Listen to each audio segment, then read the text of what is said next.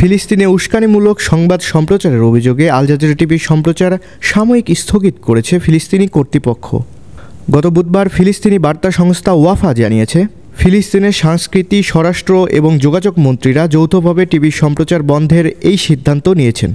তাদের দাবি, কাতার ভিত্তিক এই চ্যানেলের সম্প্রচারের উপাদান প্রতারণামূলক এবং সংঘাতকে আরও উস্কে দিচ্ছে। এদিকে আল জাজিরা বন্ধের এই আদেশে বলা হয়েছে যে স্থগিতের সিদ্ধান্তটি অস্থায়ী, তবে এটি কবে শেষ হবে সেটা জানানো হয়নি। এদিকে আল জাজিরা বুধবারের এই সিদ্ধান্তকে অধিকৃত অঞ্চলে চলমান আগ্রাসনের খবর সংগ্রহ করা থেকে নিরুৎসাহিত করার একটি প্রচেষ্টা বলে নিন্দা করেছে। এছাড়া ফিলিস্তিনি কর্তৃপক্ষ এই সিদ্ধান্তকে প্রত্যাহার করে পশ্চিম তীরে সাংবাদিকদের স্বাধীনভাবে সংবাদ সংগ্রহ ও প্রচারের সুযোগ দেওয়ার আহ্বান জানিয়েছেন।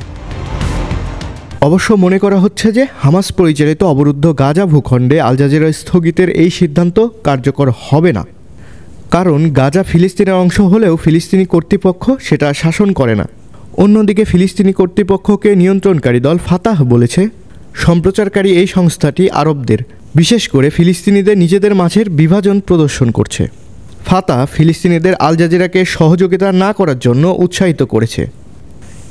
এর আগে গত বছরের সেপ্টেম্বরে ইসরায়েলি সামরিক বাহিনী পশ্চিম তীরের রামাল্লায় আল জাজিরার অফিসে হামলা চালিয়ে এটি বন্ধের নির্দেশ দেয়। আন্তর্জাতিক ডেস্ক, দৈনিক করতোয়া।